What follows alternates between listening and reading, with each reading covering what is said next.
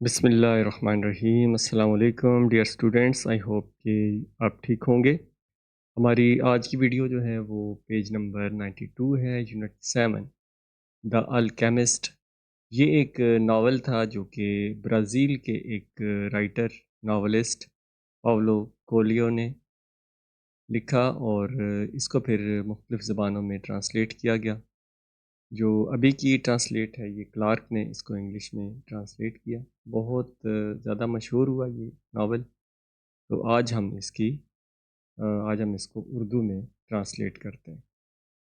تو without wasting any time, سب سے پہلے آپ اس کو لائک کر دیں، جو کہ آپ اکثر بھول جاتے ہیں، اور جو بچے یہاں پہ نئے آئے ہیں وہ اس کو سبسکرائب کریں اور بیل آئیکن کو دبا دیں، پلس اپنے دوستوں کے ساتھ اس کو شیئر کریں تاکہ زیادہ سے زیادہ بچوں تک یہ بات پہنچے۔ جب آپ کسی بھی چیز کی ٹرانسلیشن کرتے ہیں تو اس سے آپ کو وہ جو سبق ہے، یونٹ ہے، اس کو بہتر طریقے سے سمجھنے کا موقع ملتا ہے۔ تو آئی ہوپ کہ میں کوشش کروں گا کہ بہتر سے بہتر اس کی ٹرانسلیشن کروں۔ اگر آپ کو پسند آئے تو اس کو لائک لازمی کریں۔ کوئی سوال، کوئی چیز سمجھ نہ آئے تو آپ اس کو کمنٹ باکس میں پوچھ سکتے ہیں، and I will reply. Exam کی وجہ سے کچھ دن جو ہیں وہ ویڈیوز اپلوڈ نہیں ہو سکی، تو اب دوبارہ یہ سلسلہ شروع کر رہے ہیں۔ So let get started. The boys name was Santiago. Dusk was falling as the boy arrived with his herd at an abandoned church. The boy's name، لڑکے کا نام تھا سینٹیاگو۔ یہ چونکہ برازیل ایک ملک ہے ساؤتھ امریکہ میں، اور وہاں پہ زیادہ تر جو لوگ ہیں وہ پرتگال سے گئے تھے، انہوں نے اس کو اپنا ایک نیا وطن بنایا، کیونکہ یہ سرزمین نہیں تھی، وہاں پہ رہنے والوں کو انہوں نے ختم کر دیا، مار دیا۔ تو امریکہ، نارتھ امریکہ اور ساؤتھ امریکہ، تو وہاں پہ ان لوگوں نے قبضے کرنا شروع کر دیے۔ اسپین نے بہت سارے ملکوں پہ قبضے کیے۔ دین پرتگال والے یہ رہ گئے تھے، انہوں نے برازیل پہ قبضہ کر لیا۔ ایمیزون کا جو جنگل ہے برازیل میں، جو برٹش تھے، انگریز جو تھے، انہوں نے امریکہ پہ اور کینیڈا، یہ چونکہ ٹھنڈے علاقے ہیں تو ان پہ انہوں نے قبضہ کر لیا، اور فرانس والوں نے بھی کینیڈا پہ اس طرح ہی بہت سا علاقہ فتح کیا۔ تو ہم اپنے سبق کی طرف آتے ہیں۔ یہ تو تھی بات جغرافیہ کی اور تھوڑی سی ہسٹری کی۔ تو the boys name was Santiago, لڑکے کا نام سینٹیاگو تھا۔ Dusk was falling as the boy arrived with his herd at an abandoned church. Dusk کا مطلب ہوتا ہے شام، کہ شام ڈھل رہی تھی، ڈسک۔ اور صبح کا جو طلوع ہونا اس کو ڈان کہتے ہیں، DAWN، ڈان۔ تو جب لڑکا اپنے ریوڑ کے ساتھ ایک غیر آباد چرچ میں پہنچا۔ دا روف ہیڈ فالن ان لانگ اگو۔ چھت بہت پہلے گر گئی تھی، یہ اس جگہ کی بات چرچ کی بات ہو رہی ہے۔ And an enormous sycamore had grown on the spot where the sacristy had once stood۔ اور اس جگہ پر ایک بہت بڑا گولر کا درخت اگایا تھا۔ اب یہ جو ہے یہ زیتون کی مانند ایک درخت ہوتا ہے، اور جہاں کبھی مقدس مقام ہوتا تھا، یہ سیکرسٹی، یہ چرچ کے ساتھ ایک جگہ ہوتی ہے، وہاں پر ایک بہت بڑا درخت اگایا تھا۔ ہی ڈیسائیڈڈ، کس نے؟ لڑکے نے، سینٹیاگو جس کا نام تھا، he decided to spend the night here. اس نے رات یہیں گزارنے کا فیصلہ کیا۔ He was to it that all the shape entered through the ruined gate. اس نے یہ کیا کہ تمام بھیڑیں تباہ شدہ دروازے سے داخل ہوئیں۔ And then laid some planks across it to prevent the flock from wandering away during the night۔ Planck's ہوتا ہے تختے، لکڑی کے تختے بڑے بڑے. پریونٹ کا مطلب بچانا، باز رکھنا.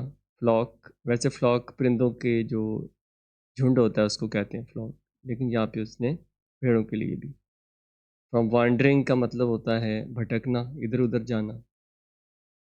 اس نے یہ کیا کہ تمام بھیڑیں تبادل شدہ دروازے سے داخل ہوئیں اور پھر اس کے پار کچھ تختیاں بچھا دیں تاکہ ریور رات کو بھٹکنے سے بچ جائیں. یعنی جو دروازہ تھا اس کے سامنے، اس نے دروازے والی جگہ تھی، انٹرنس تھی، وہاں پہ اس نے تختے رکھ دیے تاکہ بھیڑیں رات کو باہر نہ جائیں. دیر ور نو wolves in the region. There were no wolves in the region. اس علاقے میں کوئی بھیڑیے نہیں تھے. But once an animal had strayed. لیکن اگر ایک دفعہ بھٹک جائے جانور during the night, and the boy had to spend the entire next day searching for it. اور لڑکے کو پورا دن اس کی تلاش میں گزارنا پڑا.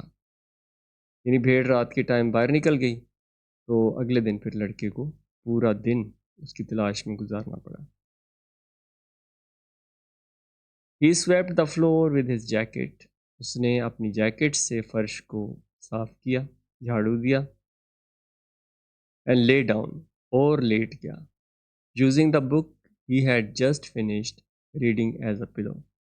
اور اس کتاب کو تکیے کے طور پر استعمال کرتے ہوئے جو اس نے ابھی پڑھنا ختم کی تھی.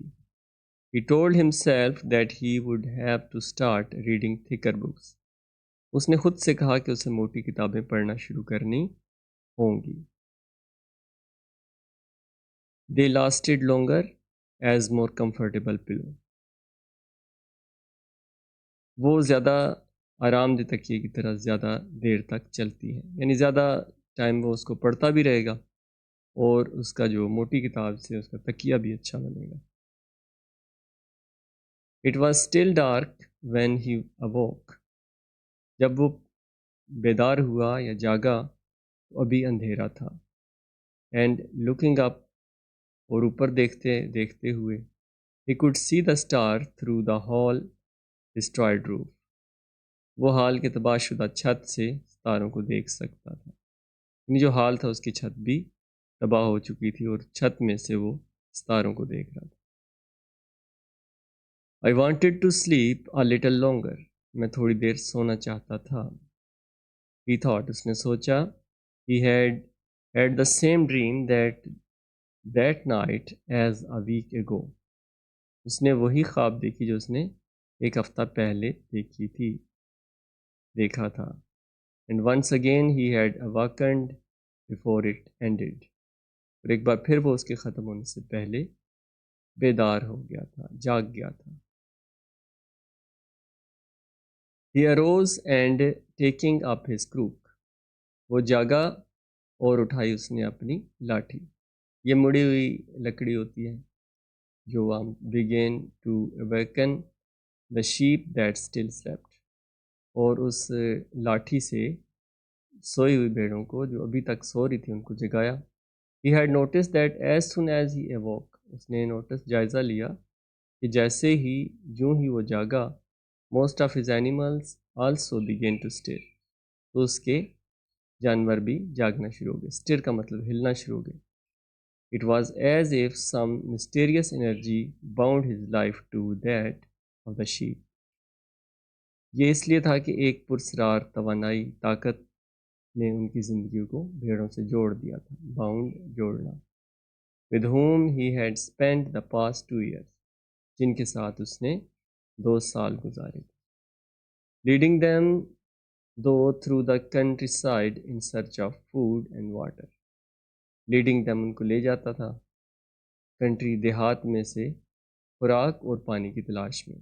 They are so used to me that they know my schedule. وہ مجھ سے اتنی عادی ہو گئی تھی کہ وہ میرا شیڈیول جانتی تھی. شیڈیول کو اسکیجول بھی پڑھتے ہیں. He muttered. مٹر کا مطلب ہوتا ہے بڑبڑانا، خود سے بات کرنا. Thinking about that for a moment. یہ thinking about that for a moment. اس کے بارے میں ایک لمحہ اس نے سوچا. He realized, اس نے محسوس کیا that it could be the other way around. اس نے محسوس کیا کہ یہ اس کے برعکس ہو سکتا ہے. That it was he who had become accustomed to their schedule. کہ یہ وہی تھا جو ان کے شیڈول کا عادی ہو گیا تھا. پہلے اس نے یہ سوچا کہ میرے ساتھ بھیڑیں جاگتی ہیں، پھر اس نے ریئلائز کیا، محسوس کیا کہ وہ بھیڑوں کے ساتھ جاگتا ہے، یعنی بھیڑوں کا شیڈول اب وہ عادی ہو گیا ہے. But there were certain of them who took a bit longer to awaken. لیکن ان میں سے کچھ ایسی بھی تھیں جنہوں نے جاگنے میں تھوڑا زیادہ وقت لیا. کچھ بھیڑیں ایسی بھی تھیں. The boy prodded them. لڑکے نے دھکیلتے ہوئے. پروڈ کا مطلب ہوتا ہے دھکا دینا، پاؤں سے یا ہاتھ سے بھیڑوں کو جگانے کے لیے. ون بائی ون، ایک ایک کر کے. ود his crook، اپنی لاٹھی سے. جو بھیڑیں ابھی تک سو رہی تھیں اپنی لاٹھی کے ساتھ اس نے ان کو ہلایا، دھکا دیا. کالنگ ایچ بائی نیم، ہر ایک کو نام سے پکارتا تھا. He had always believed that the sheep were able to understand what he said. اسے ہمیشہ یقین تھا کہ بھیڑیں اس کی باتوں کو سمجھ سکتی ہیں. So there were times when he read them parts of his books that had made an impression on him. چنانچہ بعض اوقات وہ انہیں اپنی کتابوں کے وہ حصے پڑھتا تھا جنہوں نے اس پر اثر ڈالا تھا. بھیڑوں کو کتابیں پڑھ پڑھ کے وہ سناتا تھا. And when he would tell them of the loneliness or the happiness of a shepherd in the field. اور جب وہ انہیں تنہائی، لونلینس ہوتا ہے تنہائی، یا کھیتوں میں چروائی کی خوشی کے بارے میں بتاتا تھا. sometime he would comment to them on the thing. کبھی کبھی وہ ان سے ان چیزوں پر تبصرہ کرتا he had seen in the villages they passed، جو اس نے دیہاتوں میں دیکھی تھی. یعنی وہ چونکہ اکیلا تھا، بھیڑیں تھیں، وہ بھیڑوں سے ہی باتیں کرتا تھا. But for the past few days, لیکن پچھلے کچھ دنوں سے he had spoken to them about only one thing. لیکن اس نے پچھلے کچھ دنوں سے ان سے صرف ایک ہی بات کی تھی. دا گرل، لڑکی، دا ڈاٹر آف مرچنٹ، ایک سوداگر کی بیٹی. یہ پیج 92 کمپلیٹ ہو گیا. کل انشاءاللہ پیج 93 کریں گے. اس کو لائک کرنا مت بھولیے. Thanks for watching.